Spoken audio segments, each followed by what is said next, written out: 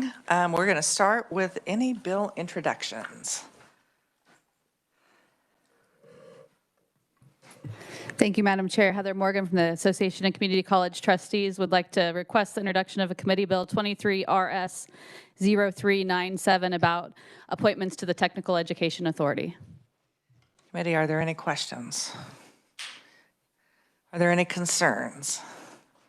Seeing none, we will take that as a committee bill. Thank you. Are there any other bill introductions? I'm seeing none, so we will move ahead with Kansas Education by the Numbers. We are going to be focusing on special education right now. And come on forward, Dr. Craig. Good afternoon, Madam Chair, Committee. Thank you. The good news is the printed and provided information for you is a little shorter than last week. We'll see what kind of questions we generate. First, just to update you, you did have a list of a number of items that you wanted follow up on. Last time we were together, most of those are done, but not all. Got working on it here. To be honest, probably for our sake as much as yours, we're going to package those all together and send them at once. Otherwise, we cross each other coming and going and we forget what we sent you. But those should be arriving within the next day or two for you. Okay, that works. And then when we have those, we'll let you know and Cindy will get them uploaded for us to access. Thank you. All right. So the information you have today, I'm going to start with the document that's looks like this. It's basically words. It's not the column explanation for the printout. And what we're tasked with reviewing for you is how special education state aid is distributed to school districts. So to begin with, on this document, trying to explain how is it determined how much a school district receives in special education state aid. So the first question is addressing that, and it's easiest to do with an example, I think. So to start with, the legislature makes an appropriation of money. In this case, and I just rounded all the dollars off, $520 million is appropriated for the following school year for special education state aid. That's the amount for this year as it happens. And I'll set aside one issue to start with. The $520 million is what's used to determine that number you've all become very familiar with of 92% of excess state aid. But that's a different issue than what we're talking about in terms of how much school districts receive. What they receive is based on that $520 million. That's where we start.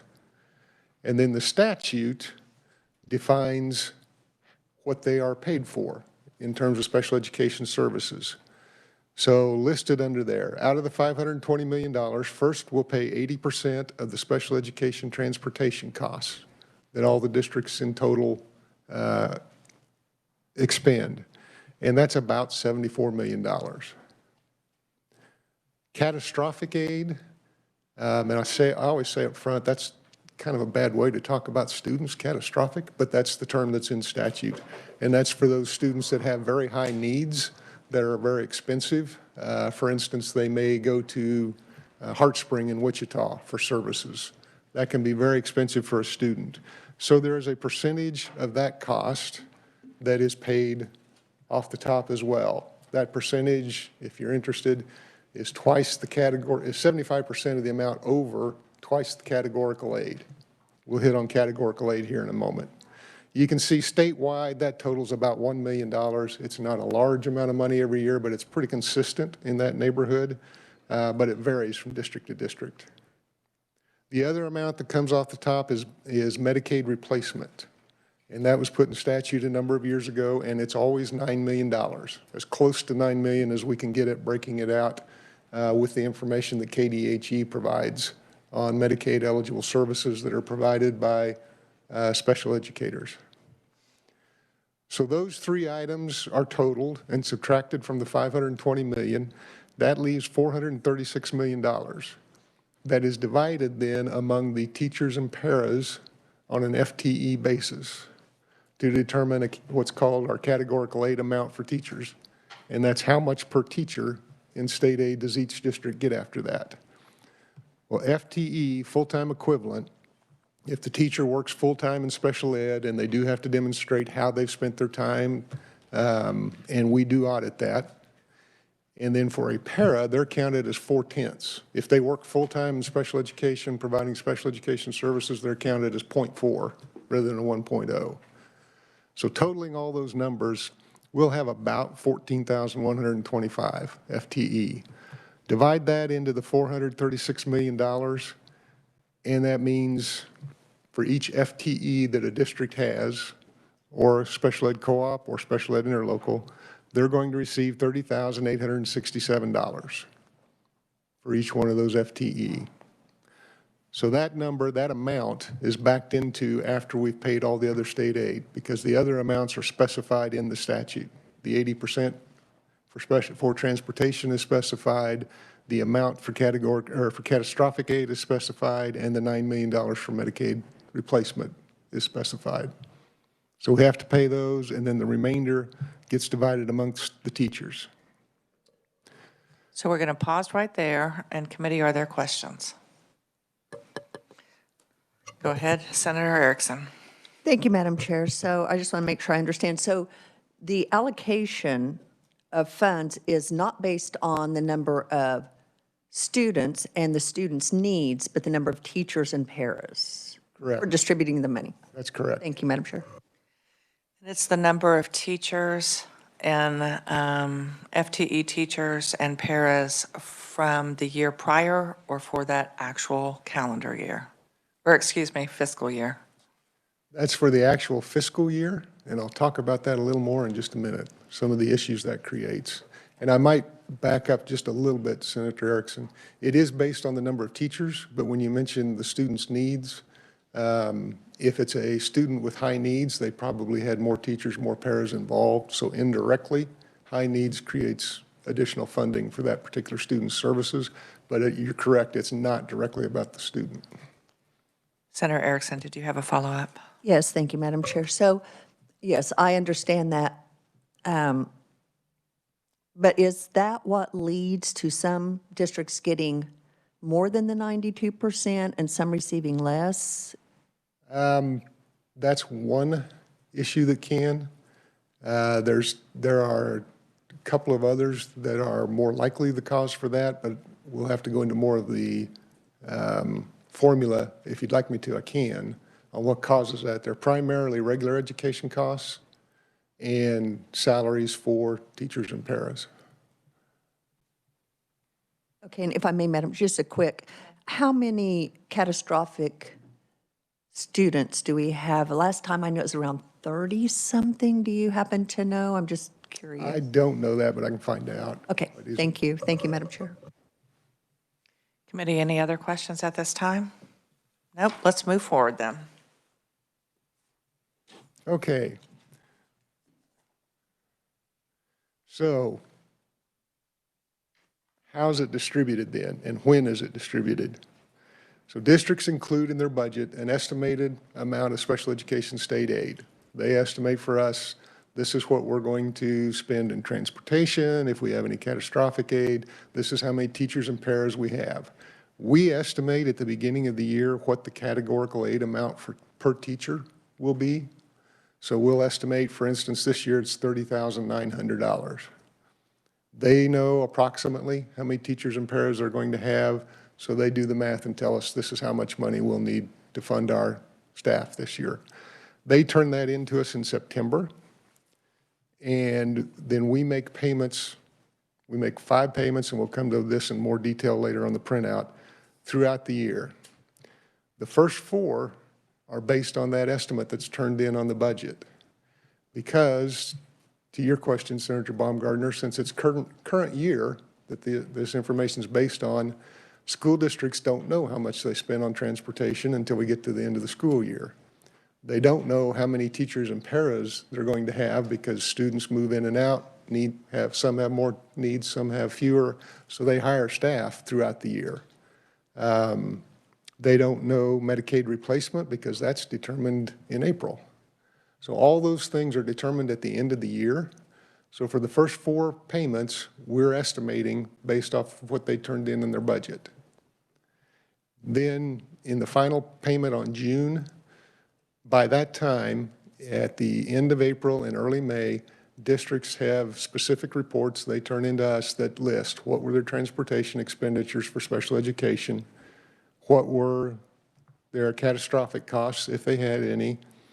KDHE sends us the Medicaid information. That's reported to them. They run it through their program. They send us the numbers. And then we do the calculation to determine the actual categorical aid per teacher. So the final payment they receive in June balances up. Here's what we've estimated you're supposed to receive so far. Really, in total, you're due this amount. And so whatever's left is what they receive in June. If it sounds confusing, that's only because it is. The timeline is what creates a challenge.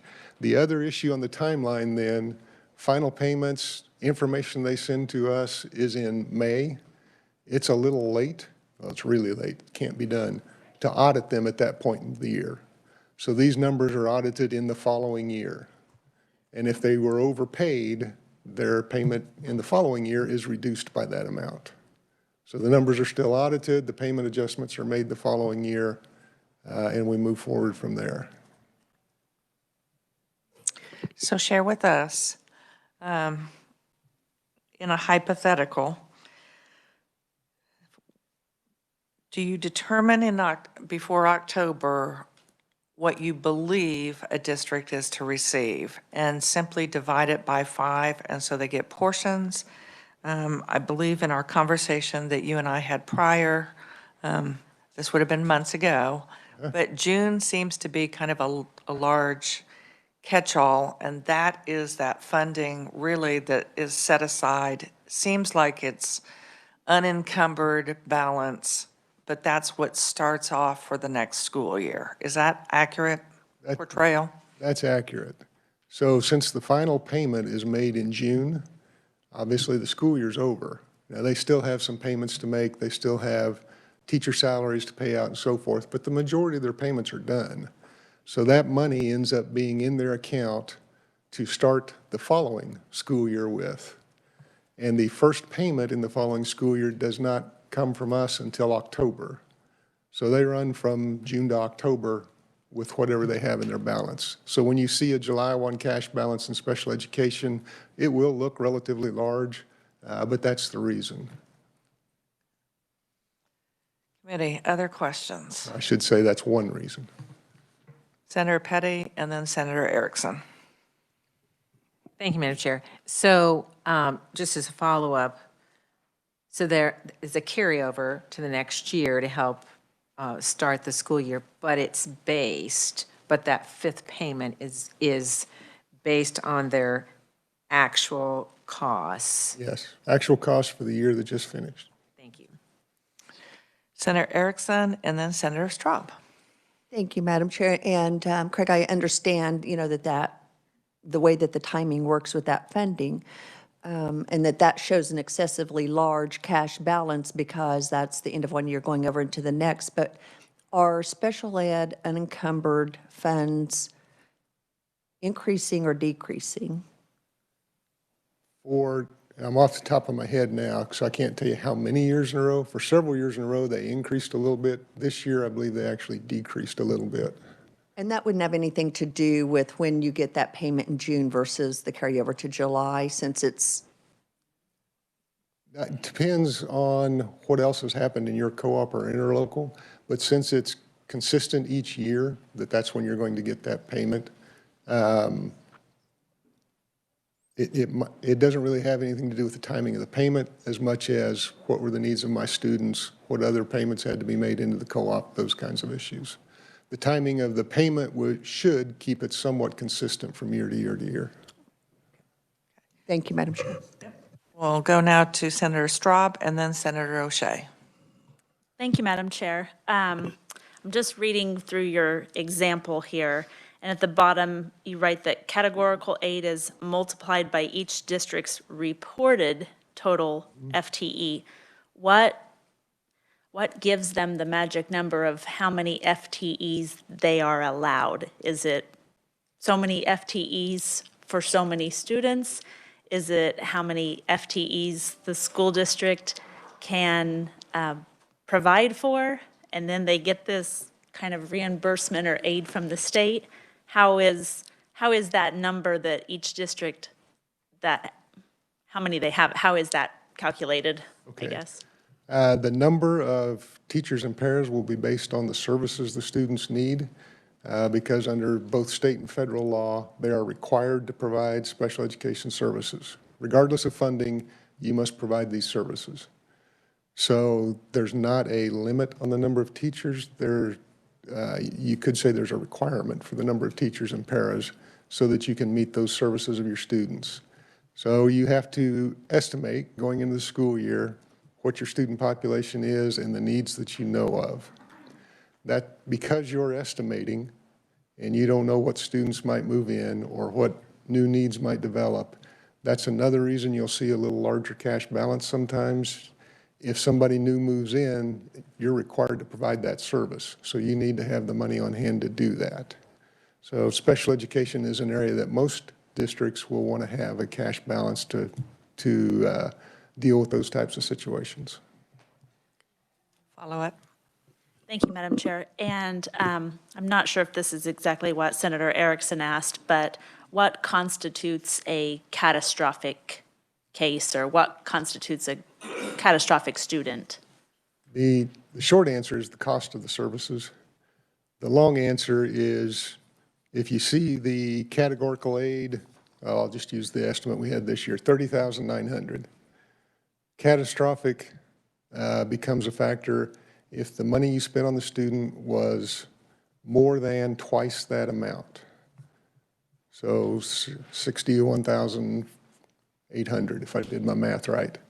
Then any amount over that the district spends, the state will reimburse 75% of that. Okay, Senator O'Shea. Thank you, Madam Chair. You mentioned that this is determined by FTE teachers and not the students. What is the reason for that? I can't tell you why the formula is written that way. I will tell you not every state does it that way. Some do, some don't. I can give you my opinion on one advantage to doing it that way, and that's all it is my opinion. When you're dealing with special education, as we said earlier, students with higher needs require more assistance. So rather than saying this particular exceptionality is worth a weighting of 1.4 and this one's worth a weighting of 1.1 and making judgments that way, you hire the staff that you need to provide those services, and then you're reimbursed for that staff. So it's the severity of the service and the cost that's associated with that is covered that way in the formula without making a judgment call on that particular service or that student's needs. Do we have Beverly Gossage, Senator Gossage, online? She texted me several questions, but if she would like to ask them herself, is she with us? Yes, I'm here, if you can hear me. We can hear you loud and clear. If you want to Thank go ahead you. and ask your questions, that'd be great. Yes, please. Thank you, Madam Chair. Upon what is the federal contribution based? Is it the same as the FTE for teachers? Thank you, Senator. No, and we haven't touched on that yet. The federal contribution is based on the average cost for services in the country, and it uses numbers and data that we don't have access to. KLRD tried mightily this fall to come up with that information, and they couldn't access it either. So the typical question then follow-up is, how much do they provide? In the IDEA Act, the federal government's goal was to provide 40% of the cost for special education services. They're not there. They have never been there. This year, they will be the best we can estimate, and that's all it is an estimate. at about 17%. And that's just a little bit high because ESSER money is included in there this year. I say a little bit high, a little bit higher than usual. And when do we receive those funds? You were talking about certain funds are given as an estimate. When do those funds come in? School districts, interlocals, and co-ops draw federal funds down as they spend them. So each month, they turn in a request for those funds. It's called the Form 240 for any federal funds, not just special education. But they have to be drawn down as they spend them. You cannot draw down more than you're going to spend in the coming month, whether that's special education, title funds, ESSER funds, any federal money has to be drawn down as you spend it. And so then those funds never touch our general fund in any way. It goes directly from the federal government to the district itself? It never touches our general fund. It doesn't go directly from the federal government because our agency distributes the money. So the federal government sends it to us and we draw it down just like school districts do. We request it as we need it, and then we distribute it to the school district. And my final question, Madam Chair, is how does our federal funding at this very low 17% compare to how much other states are receiving per FTE or per student? And I don't know that answer. Is it Is there any way possible? you could get that for us? I think we can get the dollar amounts. I don't know that we can get the percentage for different states. Is it possible that the percentage is different? It could be depending on costs in that district. I don't honestly know. I don't, like I say, we don't have enough of the data for the federal formula to know how that plays into it. But it's based on the Thank you. national average, is that correct? Yes. Thank you, Madam Chair. Thank you very much. Committee, any other questions? Could you please share when school districts are members of an interlocal or a co-op, how that distribution is different? So if you're a member of a co-op, the funds aren't going directly to you, are they? They're not going to your school district. If you're, well, a school district will always receive state aid directly. It's difference between, I'll try to explain the difference between a co-op and an interlocal, although you'll hear the terms used interchangeably by people in school districts, even by me sometimes. A co-op is an organization of school districts that have banded together to provide special ed services, and one of those districts has chosen to be the sponsoring district for the co-op. So the way that looks different from an interlocal is that district hires all the special ed teachers. They are the employing agent for the entire co-op. So you may have 5 districts that have come together, and one of those is serving as the sponsoring district of the co-op. So they hire all the districts, or I'm sorry, all the teachers, but they work in all 5 districts. Their contract is just held by that one district. In that situation, in a co-op, all the state aid for the co-op itself comes to the individual school districts, and then they pass it along as appropriate to the cooperative group. Some of it they may keep. It's common for school districts to provide transportation special education services on their own.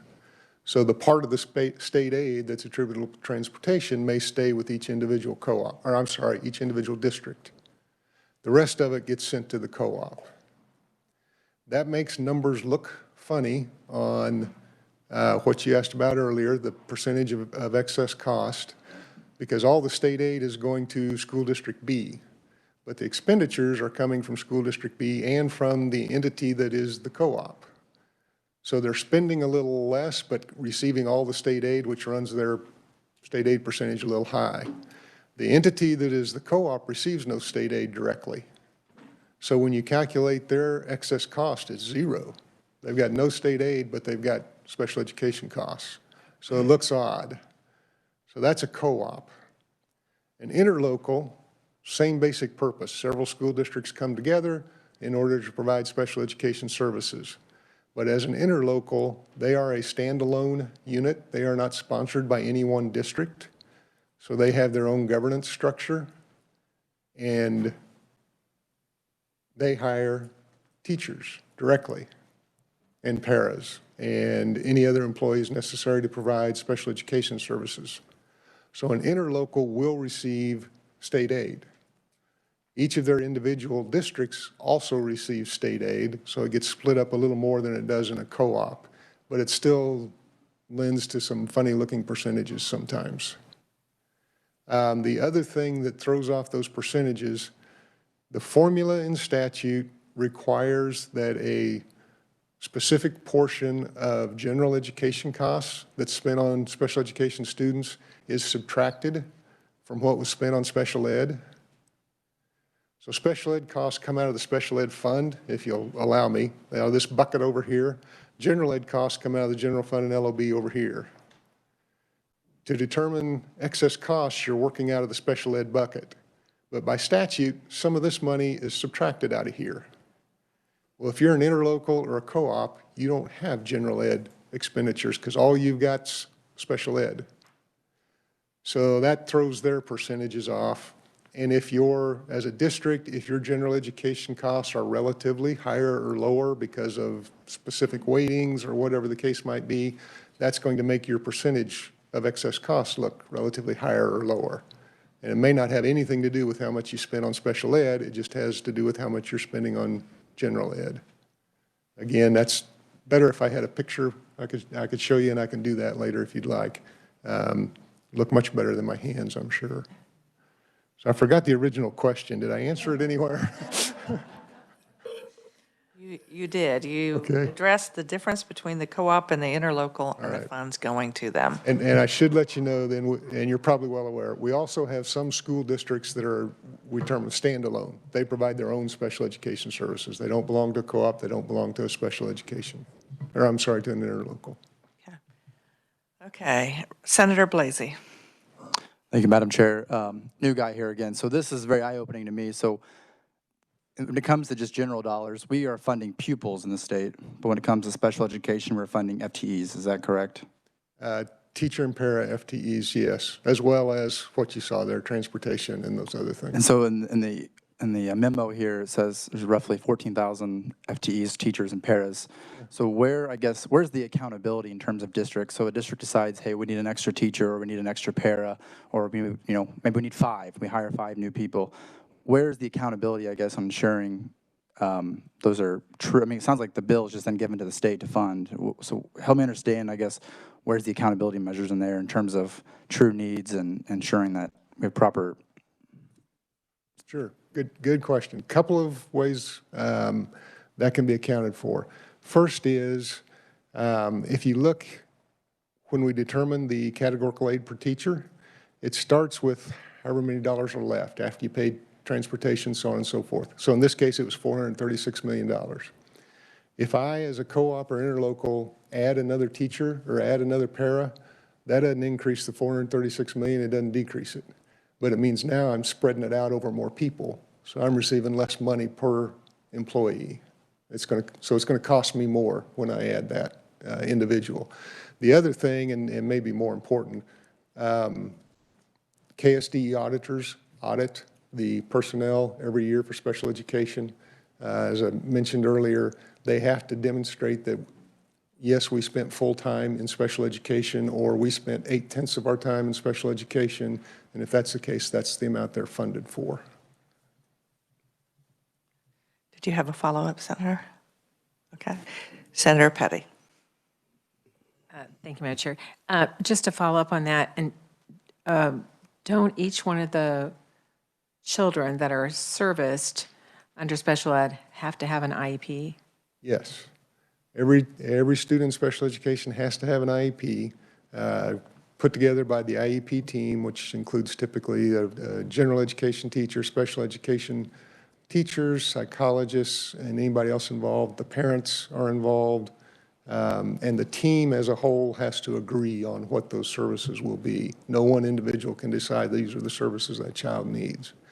And in relation to special education transportation, should clarify the student's IEP must specifically call for transportation services.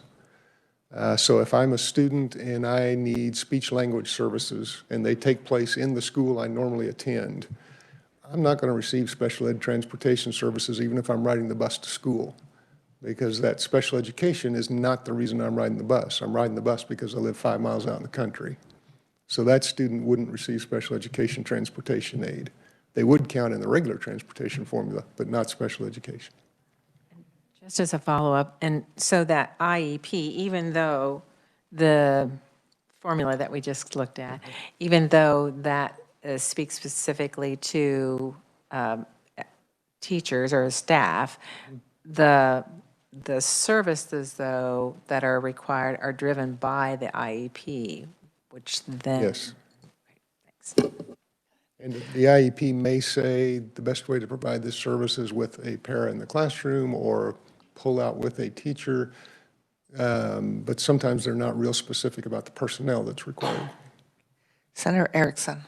Thank you, Madam Chair. Follow up on Senator Blasey and Senator Petty's questions. You audit the amount of time that teachers are spending with special education students. Do you audit salaries? No, not directly, I would say. We audit expenditures, but each district also is required to have an independent CPA do an audit every year of their expenditures and revenue and so forth, and that's more likely where that side of the audit would come from. And follow up on what you said earlier about federal funds. And I appreciate the illustration of the buckets and what comes from where. IDEA allows 15% of their funds to go for non-IEP special education students. Do we know if Kansas districts are using any of those federal funds for non-special education students? And if so, how much? I don't know that off the top of my head, but I can find somebody who does for you within the agency. Thank you. Thank you, Madam Chair. I think that would be helpful. Yes, Senator Straub. Thank you, Madam Chair. All of this gets me to thinking about a question I asked last fall at our meeting back in November. And how many of our special ed students currently have IDD waivers? That I do Medicaid remember. I didn't know the answer then either. The IDD waiver information is managed in Kansas by KDADS, and we don't have that access to that information.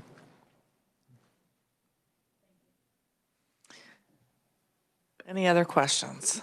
I'm not seeing any, so let's move on. Okay. Let's see what I've left out. Okay.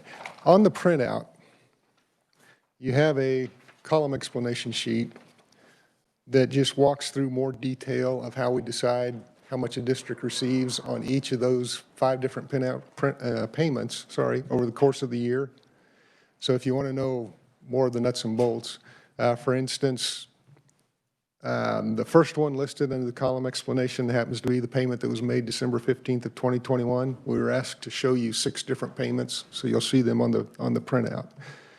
And at that time, districts receive 50% of the claimed regular special education teacher FTE. So the amount they turned in on the budget, 50% of that amount, plus 100% of the extended school year, because that's paid off the prior summer. So we know what those numbers are, and they have typically been audited by then.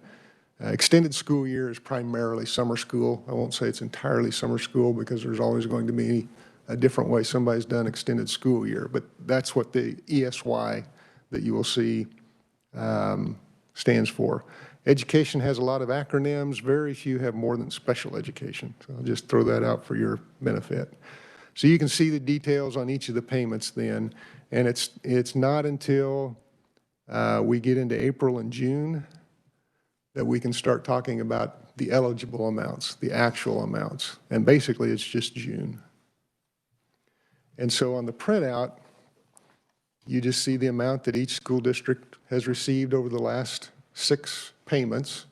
And bear in mind that 5 of those make up a year. We start in, the fiscal year payments start in October and run through June.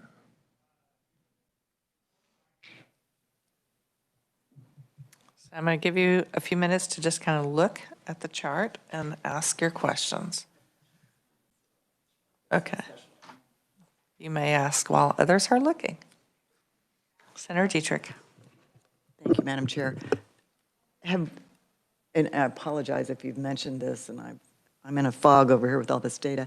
The relationship between the public schools and private schools and parochial schools that have special education students, where does that show up? Is it in the district's disbursement? If the district is providing the special education services, then yes, it shows up in their It's just, teachers, the teachers and paras providing those services are turned in by the school district and reimbursed there. when that's audited, what does the auditor look for? In terms of Well, the teacher or? Yes, in terms of the Okay. teachers that you have and the services that you're providing to that private school or that parochial school. I just don't remember. How is that audited? They will look at the time that's been reported for that teacher or para to provide the services for that student, whether it's in a private school or public school. It looks pretty similar because it's about the time that's been turned in and reported. Thank you. Committee, do we have any questions about the payment columns that you have before you?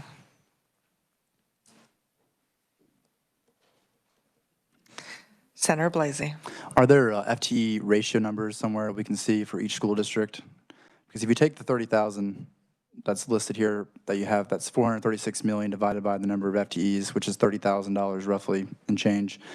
And then you start looking at these numbers, like I'm looking at my districts, and you start dividing them by that number. It doesn't come out whole, and I thought maybe it's because it's half an employee or a quarter of an employee, I don't know. Do you have a ratio somewhere that we can look at for each school district? We might from last year. One thing I would remind you, the numbers you see also include funding for their transportation aid, catastrophic, and Yeah, thank you for that clarification. Yes.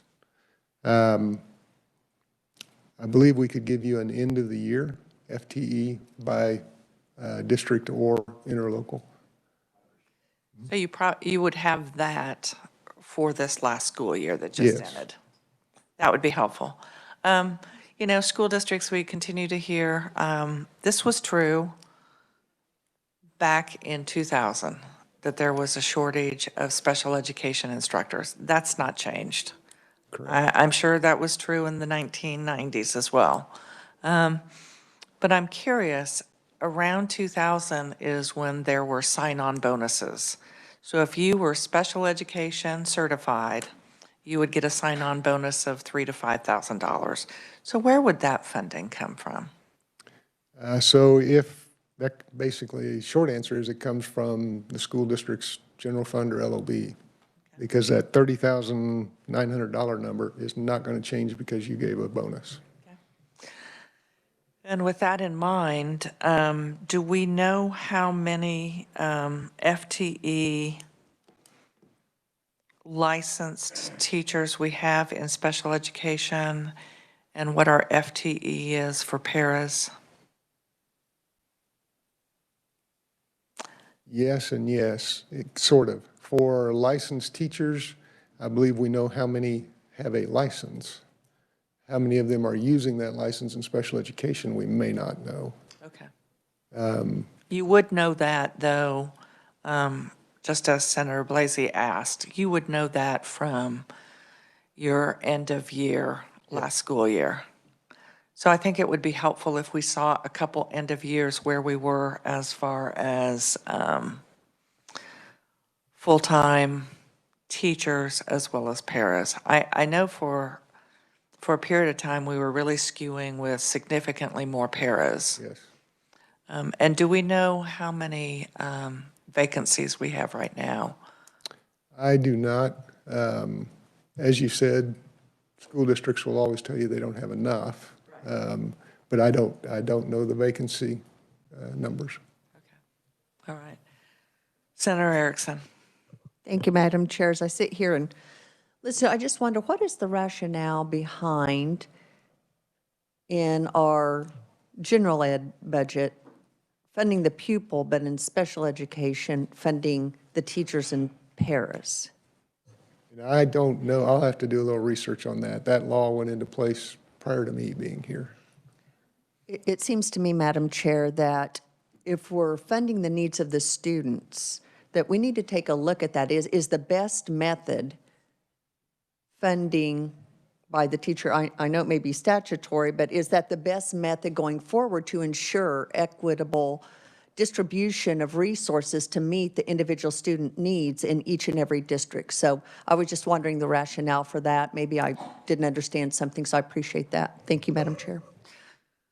I think that that would be kind of interesting to see how other states are addressing that. I think that we know that I will use one example of special education, and that's gifted education. And some school districts do a pull-out where a student rides a bus to a completely different school, and they do that once a week. For other school districts, it's a pull-out for maybe an hour or hour and a half once per week, or maybe 2 or 3 times per week.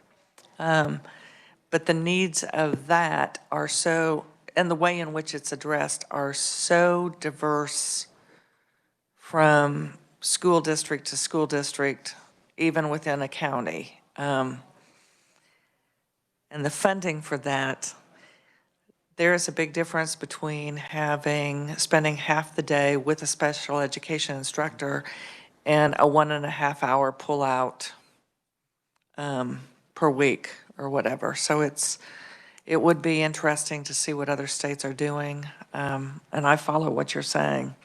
I think you almost would have to kind of categorize with that IEP just what those blocks of services were going to be. But it's all built into the IEP. Yes. So it is all to be documented. IEPs are to show progression and change from year to year, and yet we do hear from parents that that doesn't occur, that the IEP from one year is nearly identical from year to year. And so it's not even addressing what should be progressing needs or different types of needs for children as they get older. Other questions? Senator Blasey. Just another request. While you're pulling the FTE numbers that we have for last year, is there a way to pull the number of students per district that are requiring or have, okay, thank you, IEPs? Yes, Senator Sykes. Thank you. To follow up, maybe to make Senator Blasey's request, can we do the FTE plus the head count on those? Because we know head count is going to be higher than the FTE on those students with IEPs.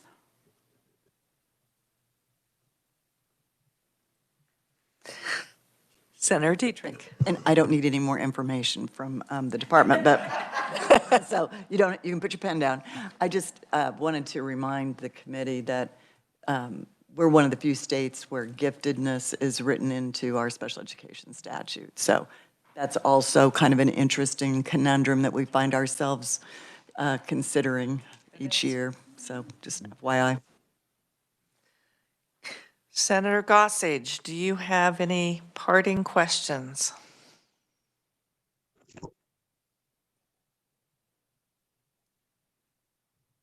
I do not. Thank you so much. Okay. I thank you for your presentation. I'm sorry, but we are sending you back across the street with another list. You know how this works. You keep coming and presenting, and we'll keep coming up with a list. But I think it really illustrates the value of when you provide us information, when you are looking at this data, then we do need additional information, and it's difficult as a chair to anticipate. I appreciate how thorough you made this for people to really get an understanding of that distribution. I think when you look at the amounts that are distributed, you can see that significant change come June, which has that catch-up, it's got the transportation, and it has that additional funding, and how that kind of moves and carries forward to the start of the year. Committee, I'm not seeing any other questions, no more comments, so I thank you for your work, and we will see you tomorrow. Meeting adjourned.